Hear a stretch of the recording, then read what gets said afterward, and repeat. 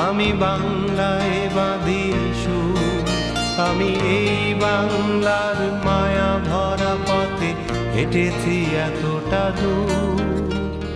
বাংলায় আমার জীবনানন্দ, বাংলা প্রাণের সুর। আমি একবার দেখি, বারবার দেখি, দেখি বাংলার মুখ। বাংলায় আমার জীবনানন্দ, বাংলা প্রাণের সুর। আমি একবার দেখি, বারবার দেখি, দেখি বাংলার মুখ। আমার নাম নারায়ণ চন্দ্র দাস। বাবার নাম? বাবার নাম মৃত চন্দ্রমোহন দাস। ইয়েতে গ্রামের বাড়ির ঠিকানা কি? আমার গ্রাম হলো চাঁদপুর জেলা, হাজীগঞ্জ থানা, বাকিলা গ্রাম। আমি 69-এ চাঁদপুর কলেজ থেকে স্নাতকোত্তর ডিগ্রি নিয়েছিলাম। মেট্রিক কোন ইয়ারে? মেট্রিক 1963। শিক্ষা আন্দোলন হয়েছে। তারপর আমি যখন চাঁদপুর কলেজে ফার্স্ট ইয়ার বিয়ে, তখন আমাকে কারাবরণ করতে হয়। কী ধরনের? সেটা ছিল 1966। তখন আমাদের জেলে যেতে হয়েছিল ওই 21শে ফেব্রুয়ারি ভাষা আন্দোলনে। তখন সারা বাংলাদেশ ব্যাপী, পূর্ব পাকিস্তান ব্যাপী যে ধর্মঘট হইত, তখন আমরা সেই ধর্মঘটে কুমিল্লার এসপি চাঁদপুর একটা ফোর্স নিয়ে একটা পাঠিয়েছিল, মানে ডাক চলাচল। তা আমরা একটা ব্যারিকেড দিয়ে ওদেরকে ব্যাক করে দিয়েছি। ব্যাক করার সাথে সাথে উইদিন 15 মিনিটস কুমিল্লা থেকে সমস্ত পুলিশ ইপিআর এসে আমাদের তন্ন করে আমাদের 14 জনকে ধরে নিয়ে গেল। তখন চাঁদপুরের ছাত্রনেতা ছিল রবিউল হোসেন কিরণ, ছাত্রলীগের। আমি ছাত্রলীগের একনিষ্ঠ কর্মী হিসেবে my classmate mister Rabiul Hossain Kiran, যিনি এরশাদ সাহেবের ইলেকশনের সময় বিক্রমপুর থেকে আওয়ামী লীগের এমপি দাঁড়াইছিল, ওটাকে সেখানে আততায়ীরা গুলি করে মারছে। আমাদের নেতা ছিল চৌধুরী জনাব মিজানুর রহমান চৌধুরী। আমি যখন 1969-এ বিএ পাস করলাম, তখন আমাকে মিজানুর রহমান চৌধুরী ডাকলেন, ডেকে বলে যে তুমি আমার সাথে থাকো। আমি অকপটে এটা মেনে নিলাম, স্বীকার করলাম। যেমন তুমি আমার বাংলোতে থাকবে, তোমার এটা রুম দিয়ে দিলাম, এখানে তুমি আমার কাজ কর। তখন আমি জানি যে ওনার লেদার্স কোম্পানি আছে, মাথনবাবু ছিলেন ম্যানেজার, উনি কেন যেন আমাকে পছন্দ করলেন। তারপর তো 7ই মার্চের ভাষণের পর বঙ্গবন্ধু নির্দেশ দিলেন সব নেতাদেরকে যার যার জায়গায় চলে যাওয়ার জন্য। মিজানুর রহমান চৌধুরী চলে আসলেন। তারপরে 7ই মার্চের পর যখন নেতারা চলে আসেন, 25শে মার্চ রাত্রের ঘটনা। আমরা তখন মিজানুর রহমান চৌধুরী সেই গ্রামের বাড়ি চাঁদপুরের সেই বাংলোতে বসা। গ্রামের বাড়িটা কোথায়? চাঁদপুর পুরান বাজার। পুরান বাজার মানে শহরেই? শহরের একদম পাশে, শহরে পুরান বাজারই থাকে। ওনার বাংলোতে বসে আছি। তখন চট করে যখন রেডিওতে ঘোষণা হলো, উনি উঠে বেরিয়ে গেলেন। বেরিয়ে যায় চাঁদপুরের যত নেতাদের সহ একত্র হয়ে উনি কীভাবে ব্যারিকেড সৃষ্টি করবেন তাই চাঁদপুর শহর এবং কুমিল্লাতে, সেটা নিয়ে আলোচনা করে উনি বেরিয়ে গেলেন। আচ্ছা, তারপরে এখন রেডিও মানে কোনটা? পাকিস্তান রেডিও শুনছেন তখন? হ্যাঁ, পাকিস্তান রেডিওতে যে অকুপেশনের কথা শুনে তারপর বেরিয়ে গেলেন। তারপরে উনি বেরিয়ে গেলেন। উনি বেরিয়ে যাওয়ার পরে উনি নেতাদের নিয়ে এগিয়ে গেলেন ইয়ের দিকে, মানে আপনার কুমিল্লার দিকে। উনি আর বাসায় ফিরলেন না। বাসায় ফিরলেন পরের দিন ফিরে উনি ওনার নির্দেশ দিলেন, ওনার ফ্যামিলি সব শহর থেকে গ্রামে ওনার এক আত্মীয়ের বাড়ি আছে, ওখানে চাষবাস করবে। আমার বললো তুমি স্ট্যান্ড বাই থাকবে এখানে। বাড়িতে গেলাম 7 তারিখ যখন দেখেছি উপর দিয়ে সমস্ত বোম্বিং করতে আছেন পাকিস্তানি আর্মি, মানে তাদের প্রোটেকশন আসতে আছে। তারা চাঁদপুরে বোম্বিং শুরু হয়েছে 7ই এপ্রিল এবং তখন পাকিস্তানিরা বুধবার 7ই এপ্রিল বুধবার, 8ই এপ্রিল বৃহস্পতিবার তারা মার্চ করবে চাঁদপুর। মার্চ করার সময় আমার গ্রাম বাকিলা বাজার বৃহস্পতিবার, it was famous for cattle market, গরুর বাজারের জন্য হাজার লোক। পাকিস্তানি আর্মি প্রথমেই কিছু ইস্টবেঙ্গল আমাদের বাঙালি পুলিশ ইপিআরকে সামনে দিয়ে ইন করতে করতে ওই আমাদের বাকিলা বাজারে এসে থামলো। হ্যাঁ, প্রথম ওদেরকে বন্দি করে রাখছে, বন্দি করে নিয়ে সামনে করে রাখছে, ওদেরকে সামনে রাখছে আর বলছে জয় বাংলা বলো, এই শব্দ তারা কিন্তু ব্যবহার করছে। তারা পুরা ট্রুপস প্রায় 100-150 গাড়ি প্রথম গাড়িয়ে থামলো, উপরে তারা ফায়ারিং আরম্ভ করলো, মানুষ সব পালিয়ে চলে গেল। বাজার থেকে অন্তত 200 গজ সামনে যে আবার গাড়ি থামাইল, থামে একটা লোকের বলে আওয়ামী লীগের লিডার কোন হয়, তখন ওই বলাইবাবু নামে একটা লোক ছিল, সে বাড়িতে ছিল না, তার ভাই ছিল কানাই, ইয়ং একটা ছেলে, সে ঘরে শুয়ে ঘুম যাচ্ছিল। এরা নাইমা বাড়ি দেখিয়ে দিয়েছে, রাস্তার লবি বাড়ি, তারা নাইমা একটা পেট্রোল বোম নিয়ে বাড়িটা জ্বালিয়ে দিল, ওই ছেলেটারে গুলি করে মেরে প্রথম শহীদ। চাঁদপুর শহরে, চাঁদপুর জেলার প্রথম শহীদ কানাইবাবু 8ই এপ্রিল বৃহস্পতিবার বিকেল 4টা পাঞ্জাবের দিকে গেল গিয়া। এখন আমি বাড়িতে বসে চিন্তা করলাম যে এখন তো কিছু একটা করতে হয়।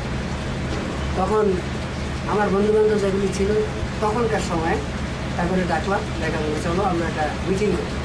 তখন আমাদের বাড়ি থেকে 2 মাইল দূরে গলাখাল চৌধুরী বাড়ি, জঙ্গল বাড়ি, বিরাট জঙ্গল, ওখানে 72 জনে মিটিং করলাম যে আমরা আগামী দিন মুক্তিযুদ্ধের জন্য আমরা ইয়াতে চলে যাব,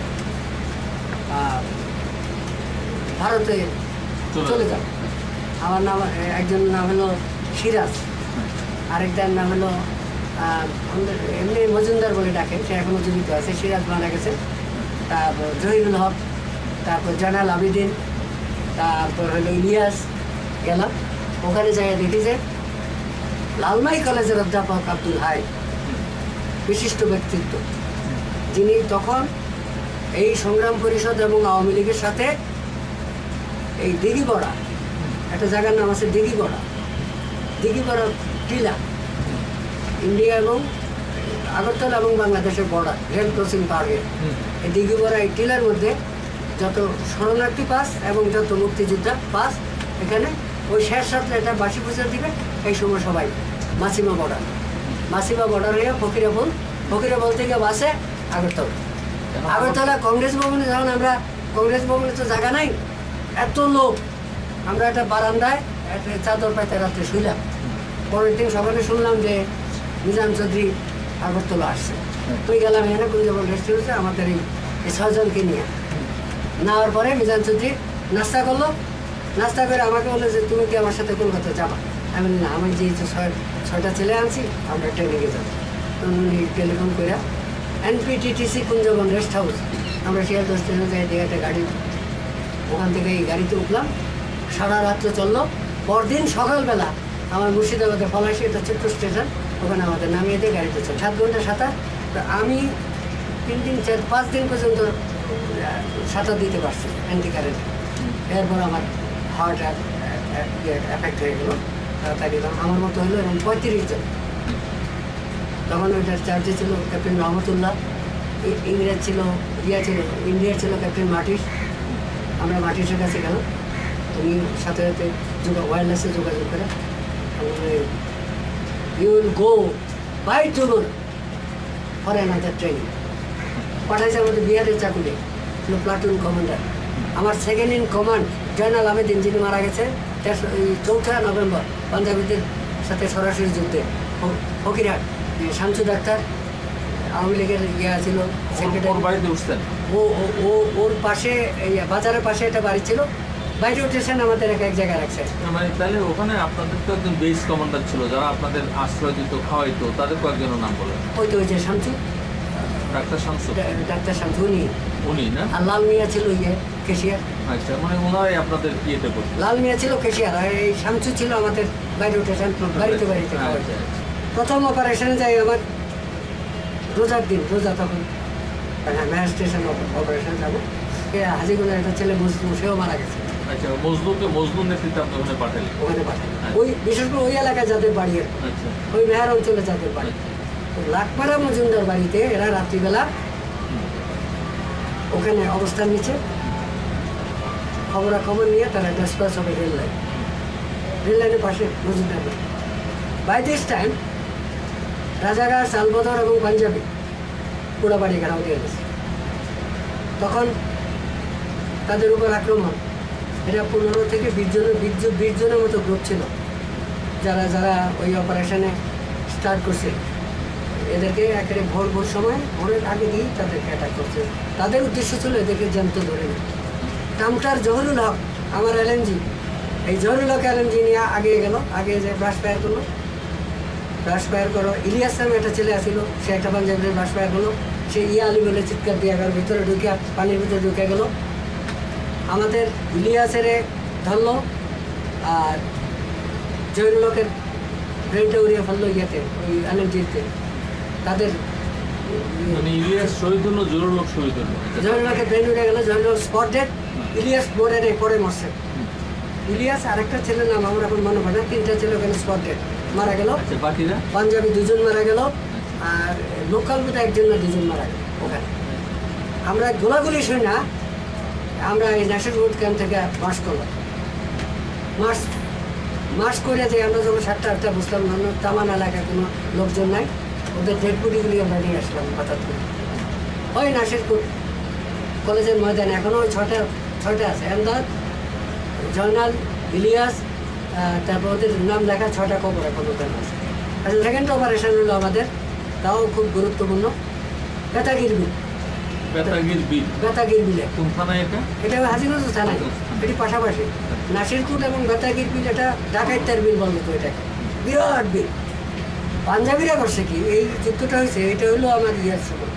এর মধ্যে আমাদের টুকটাক অপারেশন হয়েছে রাজাকার, লাখ পড়ার পরে রাজাকারের টুকটাক অপারেশন হয়েছে। আমরা রাজাকার যে ইউনিটগুলি আছে এগুলি উড়িয়ে দিচ্ছি আমরা, চাই ইউনিটগুলো ওরা ওই রাইফেল লয়ে দৌড়িয়ে চলে গেছে। তো জহিরুল পাঠান একদিন ওই রস করে বললেন যে তোমরা তো অস্ত্র দিয়ে গুলি করে তারপরে দৌড়া, আর এরা আমি জহিরুল পাঠান আইতিহাসিক শুনলে এরা দৌড়িয়ে যায়, সব ফালাইয়া দৌড়িয়েছে চলে যায়। আচ্ছা যাক, এরপরে এই আমাদের ইয়ের যুদ্ধটা হলো বেতাগির বিল। বেতাগির বিলে যে যুদ্ধ হলো, সেখানে আমাদের জয়নালকে ব্রাশ ফায়ার করে মেরে ফেললো, সম্মুখ জয়নালকে। আরও 2টা ছেলেকে নাম না জানা 2টা ছেলেকে তারা গুলি ঘুরে মারলো। আমরা পাঞ্জাবের 3টা লাশ একটা গর্তের মধ্যে দিয়া, বাকিগুলি জন্য গেলাম নাগদা চারুমাঝির বাড়ি। নাগদা ওই মতলবের দিকে রওনা দিচ্ছে। হ্যাঁ, নাগদা চারুমাঝির বাড়িতে যখন যায়, তারা একটা বাড়িতে একটা বৃদ্ধকে গুলি করে মারলো, একটা গরু গুলি করে মেরে ফালিয়ে রাখছে। বাড়ির লোকজন সব পালিয়ে গেছে, এরা বাড়িতে আসতে লাগছে। আমরা যে বাড়ির পাশে অ্যাম্বুশ করলাম, যে তারপরে তাদের সাথে আমরা যুদ্ধ করি। আমরা প্রায় 2 ঘন্টা 2.5 ঘন্টা ফায়ার করলাম, তারা সারেন্ডার করলেন। তারপর আমাদের এই যে থানা কমান্ডার আছিল, তারা বললাম যে চাকরি ইয়ে করেন, বাবুরার যে তখন পাঞ্জাবি গেল তাদের কাছে, তাই বললো যে তোমরা সারেন্ডার করো। তারা বললো যে না, আমরা সারেন্ডার করবো না, যে এটা তো ভিলেজ এরিয়া, কোনো ইলেকট্রিসিটি নেই, তোমরা একটু করে মারা যাইবা, তোমরা তো বদগার চেনো না, তোমরা ইয়ে করো, সারেন্ডার করো। তখন তারা রাজি হলো, হই হুল্লোড় করে তারা অস্ত্র জমা। আমি বাংলায় কথা কই, আমি বাংলার কথা কই, আমি বাংলায় ভাসি, বাংলায় হাসি, বাংলায় জেগে রই। আমি বাংলায় মাতি উল্লাসে করি, বাংলায় হাহাকার। আমি সব দেখে শুনে খেপে গিয়ে করি বাংলায় চিৎকার।